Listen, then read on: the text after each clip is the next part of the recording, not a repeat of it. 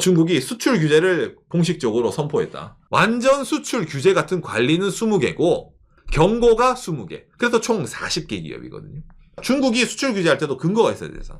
일본은 중국의 자원을 수입을 해가지고 전쟁 무기를 만들어서 전쟁을 하려고 하는 속셈이 있다. 그러니까 너희들에게는 물건을 안 판다. 구독과 좋아요, 알람 소리 좀 감사합니다. 날이 갈수록 격해지는 일본과 중국의 갈등이라는 내용인데 예.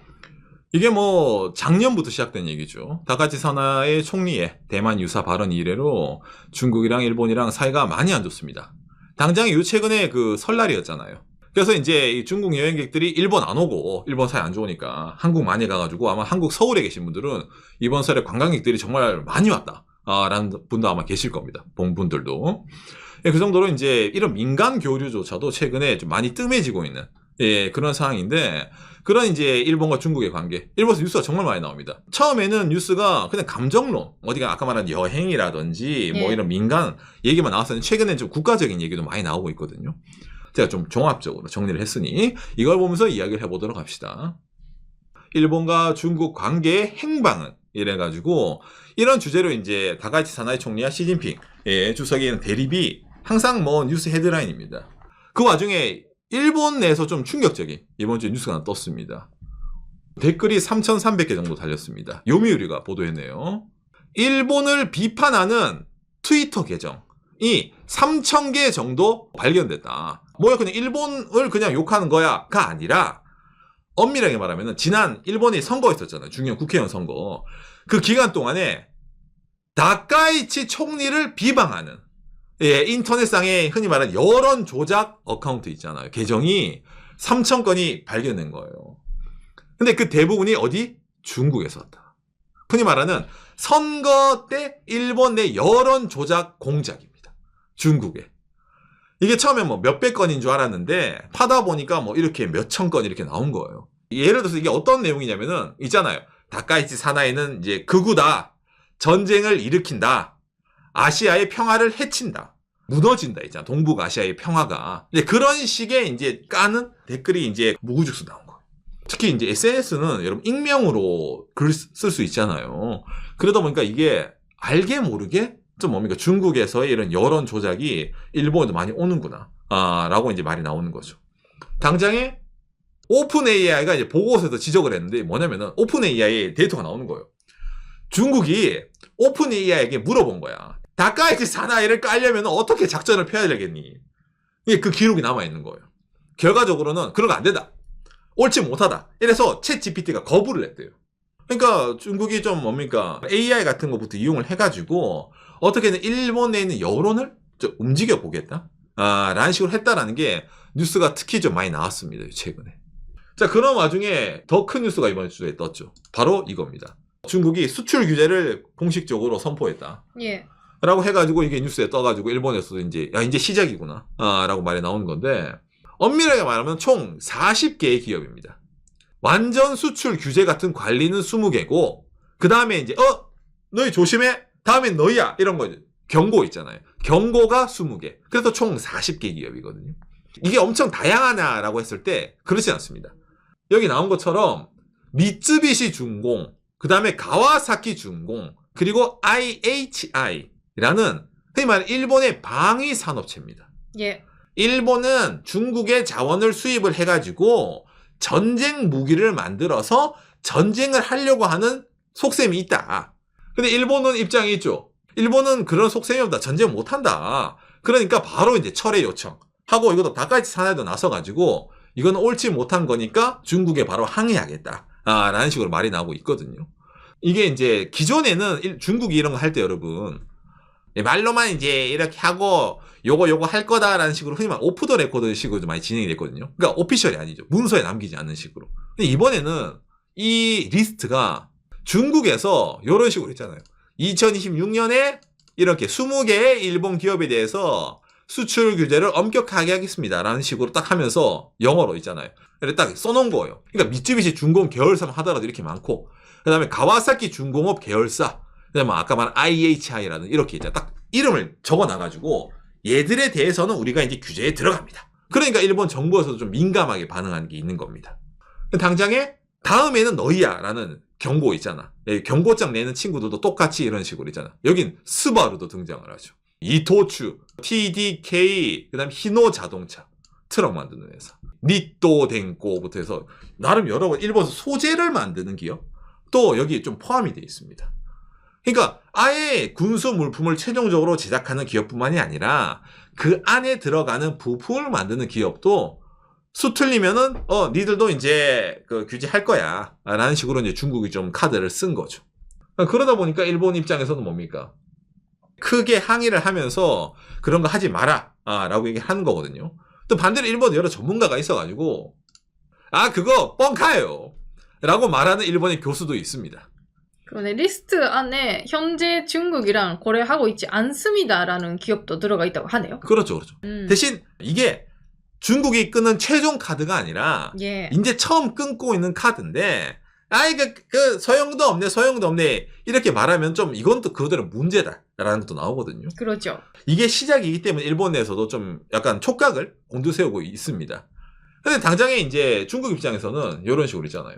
중국 수출 규제 리스트에 추가하면서 완전히 정당하고 합법적이다 라고 이제 자기들이 얘기를 하는 거예요.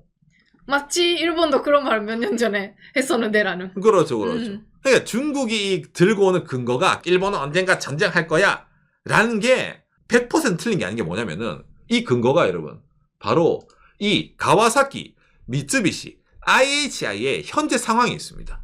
이게 작년 5월달 기사입니다. 미쯔비시 중공, 가와사키, IHI 이게 흔히 말하는 일본의 방위 3대장이거든요. 예. 이 기업들이 지금 엄청 잘 나가요. 일단 주가부터 보여드릴게요. 미쯔비시 중공업의 이 5년 주가입니다. 2023년 정도까지는 한 주당 500엔이었어요. 요 최근에 한 주당 5,000엔입니다. 10배 올랐어요. 특히 2024년부터 이래서 그냥 뭐 떡상했죠. 주가가. 2023년 그때도 이미 대기업이고 유명한 기업이었죠. 그렇죠. 근데 이렇게나 올라갔다고? 요 최근에 급격하게 올라갔어요. 자, 미쯔비시 중공업뿐인가? 아니죠. 아까 방위 3대장 중에 하나, IHI. 여기 뭐 2024년에도 300엔, 400엔이었네요. 1년 만에 주가가 10배 올랐어요. 1년 만에 주가 10배. 그 다음에 가와사키 중공업. 여기는 그래도 좀 10배까지 아닌데 한 5배, 6배 올랐네요. 가와사키 중공업은. 이게 중국이랑 무슨 상관이지? 그렇죠, 여러분. 이 기업들이 어떤 돈이 들어갔냐? 일본의 방위 예산이 들어간 겁니다. 일본의 방위비가 2023년부터 급격하게 올라갔어요. GDP 대비 금액이. 그래서 그죠? 일본 정부가 방위비 예산을 측정을 했어. 그러면 이 돈을 누구에게 줬을까? 누구에게 그냥 다이렉트로 꽂아줬을까? 가지라고. 아까 보여드린 이 친구들, 이 3대장 순수하게 어찌보면 군수물품 연구하고 돈 쓰라고 정부에서 그냥 돈이 들어간 거예요. 얘들한테. 그러니까 이게 주식시장에서 와 이거는 뜰 수밖에 없는 거예요. 앞으로 돈을 더 많이 만들어서 무기라든지 뭔가 생산을 하겠구나. 주식시장이 반응을 한 거잖아요.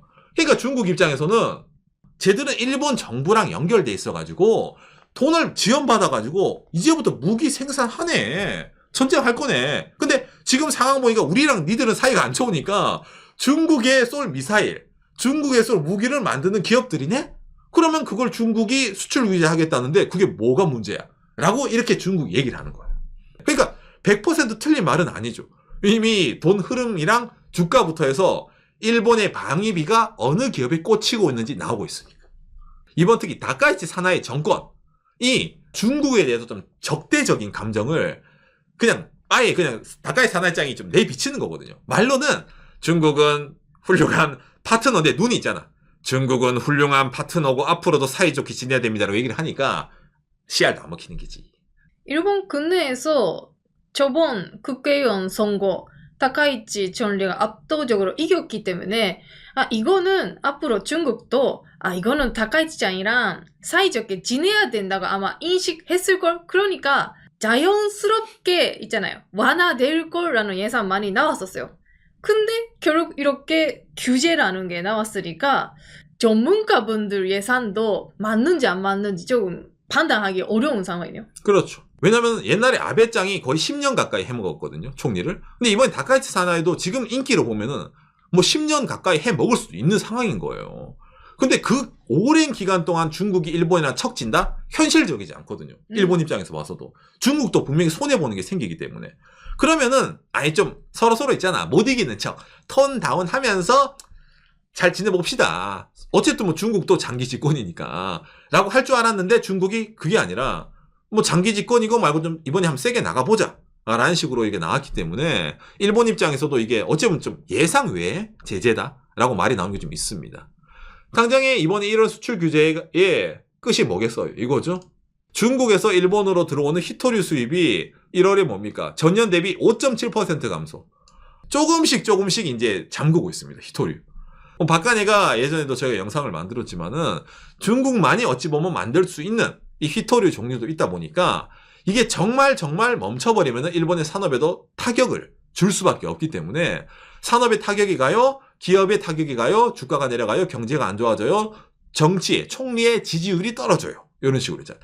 도미노식으로 갈 수 있으니까 그걸 노리는 게 있는 거죠. 예. 근데 이거는 어디까지나 중국의 그렇죠. 어찌 보면 마지막 카드죠. 그러다 보니까 이거를 처음부터 100% 쓰기보다는 좀 하나씩 찔러줬어요. 중국이 있잖아요. 나 진짜 그러면 정말 히토류 끊을 거야? 정말 끊을 거야? 약간 이런 식으로 하는 게 좀 있다는 거죠. 당장 일본도 그걸 아니까 예, 히토류 중국 의존도 제로를 목표로 한다. 일본이 의존도 제로예요. 그래서 이제 아프리카에서도 이제 광산을 좀 개발을 하면서 어떻게든 있잖아요. 중국 말고 다른 나라에서 히토류를 좀 이제 가져와 보자. 이게 진짜 일본이 그 근내 쪽에 내는 정보 이런 게 많네요. 우리 히토류 괜찮습니다라는. 중국이 없어도 된다 그런 식으로 있잖아요. 예, 맞습니다. 예, 그러니까 왜 그런 말 하냐면은 지난 선거 기간 동안에 일본이 이제 이 미나미 토리시마에서 그 진흙을 추출을 성공해서 그 안에서 휘토리를 확인했다. 이제 일본은 중국에게 기대지 않아도 된다를 이 다카이치 사나이가 선거 기간에 일본 전국을 돌아다니면서 유세를 했어요. 예. 이게 일본의 지금 성과라고. 이 미나미 토리시마가 어디예요? 1950km 떨어졌어요. 도쿄에서. 미나미 토리시마. 그러니까 뭐 약간 남태평양 바닷가 같은 느낌이죠. 일본에서 옛날부터 이제 게임 체인저 자체적으로 채굴하고 생산이 가능한 그런 시스템이다. 아까 말한 뭐 아프리카 광산 중국 거랑 다르다. 왜 일본의 섬에서 파내면은 흔히 말하는 진흙 안에 있는 휘토류의 순수 휘토류 양이 많고 방사성 물질이 거의 안 나온다. 거기다가 뭐 처리하는 것도 쉬워. 재련할 때도 단순하게 화학 처리만 하면 돼. 뭐 어렵게 있잖아. 불하고 이런 거 완벽한 지구상에 그 어떤 지구상에도 없던 유일한 휘토류가 일본 바닷가에 있었던 거예요. 라고 옛날부터 광고를 했던 겁니다. 근데 그게 운 좋게 선거 기간 동안에 추출을 성공을 했던 거예요. 어디? 수심 6,000m에서. 그랬는데 이게 어렵죠. 좀 현실적인 문제도 일본 미디어가 많이 지적을 하죠. 2026년은 국산 히토류 원년 세기의 대발견. 근데 상업화. 실제적으로 제품화를 시킬 때 이게 가능할까? 도쿄대학교 교수님이 얘기를 했습니다. 일본의 연간 휘토류의 수요는 약 18,000톤. 아까 그 6,000m 수심의 그 휘토류 있잖아요. 그거를 진흙으로 계산을 했을 때 얼마만큼 진흙을 캐야지 이 18,000톤이 나올까? 연간 약 100만 톤의 진흙을 채취를 해야 됩니다. 도쿄에서 1950km 떨어진 수심에서 100만 톤을 매년 실어서 날라야 돼요. 이게 가능할까? 현실성이 있느냐라는 그런 말이 나오는 겁니다. 말하자면 히토류로 자석 아니면 뭐 전기 자동차 재료 이렇게 쓰이는 거예요. 근데 자석 하나 만드는데 돈을 그렇게 쓰면은 모터 만드는데 돈이 얼마나 되겠어? 그죠? 그러니까 아까 이 기사랑 연결된 게 뭐겠어요? 결과적으로 요거예요. 사실은 일본 정부가 중국 의존도 제로를 목표로 하면서 나오죠. 아프리카 광산.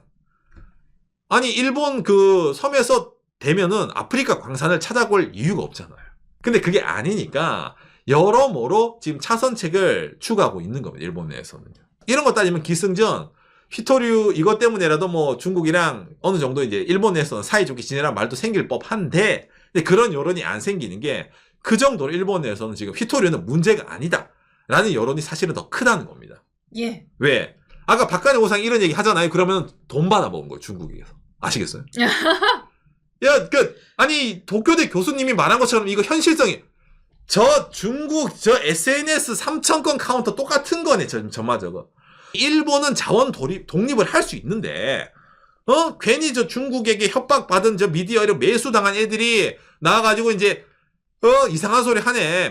일본은 말이야 얘기했잖아. 일본 정부에서도 뭐 돈 생각하지 말라고. 그지? 허용한다고. 일본은 휘토리 독립이 가능한데 저 어디서 저 중국에게 저 사주 받아가지고 저 나쁜 놈들 이게 지금 현재 일본의 여론인 겁니다. 그렇죠. 그러니까 다카이치 사나이가 지지율이 폭발하는 거예요, 여러분. 지금 상황에서 현실적인 얘기. 아니 그래도 아무리 그래도 이게 못 떠 들어가는 자석 하나가 그지 배 실어 나온다는 거 좀 어디서 국가가 지금 대규모 꿈의 프로젝트를 하고 있는데 나오잖아. 이게 성공만 하면 뭐야? 게임 체인저야, 게임 체인저. 판이 바뀐단 말이야, 이 사람아. 그런데 지금 이상한 연구 결과 딱 그런 게 있는 겁니다. 그러네. 그래서 언제부터요라고 물어보면 그게 중요한 게 아니야. 지금 하고 있다. 할 수 있다라는 게 중요한 거지. 응원을 해도 못할 망정에 어디서 지금 초를 치려고 해? 라고 하는 게 대부분의 주요한 언론이다 보니까 반대 잘못하다가는 욕을 바가지는 거예요, 일본에서는 지금. 이번 다카이치 정권, 아마 장기 정권이 될 겁니다. 그런 예상이 지금 나오고 있습니다. 예. 그렇기 때문에 어지간한 변수가 발생하지 않는 한은 이 대립이 좀 장기화돼서 좀 심화될 우려가 앞으로도 커진다. 라는 게 있다는 겁니다. 일본은 이제 말했지만은 아무 타격이 없는 겁니다. 수출 규제 하더라도 거래가 없는 기업이고 휘토류는 일본이 만들어낼 수 있는 거기 때문에 중국은 지금 자체적으로 섀도우 복싱 하고 있는 거다라고 하는 게 일본의 여론이기 때문에 네, 정말 과연 앞으로 이게 정말로 중국이 섀도우 복싱을 하는 거지 아니면 일본이 타격을 입는데 여론을 위해서 숨겨두고 있는지는 시간이 좀 흘러야 알 수 있는 내용이라는 거겠네요. 오늘 내용이 여러분들의 참고가 됐으면 좋겠습니다. 감사합니다. 요시.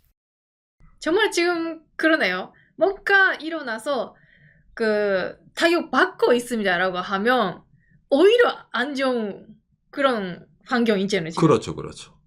그러니까 타격 받았습니다라고 말할 수 없는 그런 압박이 있어요. 서로 난 괜찮아요. 그러니까 중국도 솔직히 말하면 휘토리 안 팔면 자기들도 좀 손해거든요. 말했잖아요. 물건 안 팔면 장사쟁이가 돈을 못 버니까 손해예요. 그런데 우리는 안 팔아도 괜찮아. 우리는 안 사도 괜찮아. 국가 간의 자존심 문제가 아니라 민간 서로 사람들 양 국민 간의 자존심 문제로도 번지고 국익 문제로도 번지고 그러면은 중국과 일본 사이에 어느 나라가 껴있어요? 대한민국에 껴있잖아요. 그럼 이런 게 장기화되면은 결과적으로 우리나라에도 뭔가 공이 날라오거든요. 이거는 지난 여러 역사를 보더라도 자명합니다. 중국과 일본이 뭐 하면 있잖아요. 중국을 치러 가는데 길을 비켜달라. 임진왜란. 그죠? 원나라가 일본을 쳐야 되니까 같이 날아가자. 그런 것도 있었잖아요. 그러니까 뭘 하든 이 가운데 낀 대한민국도 이런 중국과 일본의 이런 문제에 대해서는 신경을 세우고 있지 않으면은 어쨌든 우리도 피해를 입거나 뭐 하는 입장이 되기 때문에 저는 이런 내용이 상당히 중요하다고 느끼거든요. 일본 내에서는 어쩌면 이걸 빌미로 삼아가지고 지금 다카이치 사나이가 하고자 하는 게 스파이법이거든요. 이게 뭐예요? 중국 스파이입니다. 중국이 일본 내에서 SNS에서 여론 조작하다가 이번에 걸렸잖아. 그러면 뭐예요? 일본에 거주하고 있는 중국 애들 중에서도 조직적으로 일본 여론 선동하는 애들이 있습니다. 그런 애들은 잡아서 일본에서 내보내야 됩니다. 라는 법을 이제부터 추진합니다, 일본이. 이게 일본에는 반스파이법이거든요. 대의명분은 중국인데 이런 법 자체가 중국인에게만 못한다. 중국인만 제한한다는 법을 만들 수가 없어요. 그럼 어떤 법이 만들어집니까? 일본인 외에 외국인이 일본에서 재산을 가질 때, 외국인이 일본에서 활동을 할 때, 외국인이 일본에서 어떤 일을 할 때 여기에 접촉이 되면 너는 국외 추방이다라는 이런 법이 만들어지는 거예요. 그러다 보니까 돌을 던진 건 중국인데 엄한 일본에 있는 한국인이라든지 다른 외국인이 피해를 입을 수 있는 그런 상황도 발생할 수 있기 때문에 이런 중국과 일본의 갈등이 일본에 거주하는 한국인 박간의 오상이 관심을 가질 수밖에 없는 그런 내용이 된다는 겁니다. 약간 걱정이 되는 게 아까 조금 얘기했지만 예를 들면 관광객분들 중국분들 우리 숙소에 안 오시니까 장사가 안 돼요 어려워요 하면 어려워요라고 한 업자분들이 공격을 받잖아요. 일본 그렇죠. 국내에서. 그리고 이번에도 중국 있잖아. 수출 규제 때문에 우리 회사 아파요 어떻게 라고 할 수 없는 그렇죠. 분위기. 하는 순간에 매국노거든. 일본 정부 조금 중국이랑 사이좋게 좀 진행할 수 없어요라는 한마디 하면 당신 중국 편이야. 그렇죠. 그렇게 되는 분위기가 있어요. 그게 저는 약간 무섭게 느끼고 있고, 그리고 다카이치 원리는 국민들에게 희망을 보여주니까 지금 인기가 엄청 높아요. 그러니까 이번 휘토르코도 할 수 있습니다. 할 수 있습니다. 하니까 좋은데 정신순리로 끝내는 그런 마무리 안 되기를 바란다. 그렇죠, 그렇죠. 그냥 결과가 나와야 된다는 거죠. 예, 주장만 있는 게 아니라. 그리고 아까 추미코가 말한 것처럼 너 그거 아니야? 너 비국민. 일본의 히코쿠민, 비국민이라는 단어가 있습니다. 이게 왜 있을 것 같아요? 일본은 전력이 있잖아요, 여러분. 일본이 과거에 전쟁이라는 그런 게 없는 나라고 이렇게 대립 있으면 제가 아무 말도 안 합니다. 근데 100년도 안 된 사이에 일본은 뭘 반대한다, 너 비국민이야, 잡아간다가 있는 나라란 말이에요. 그러다 보니까 이런 지금의 예를 들어 뭐 아니 저는 힘들어요 하는 자체에 대해서 너 임마! 너 이놈 새끼 너는 일본인 아니야? 하는 것 자체가 약간 좀 과거의 트라우마를 자극하는 것도 있기 때문에 상당히 위험한 신호가 될 수도 있다는 겁니다.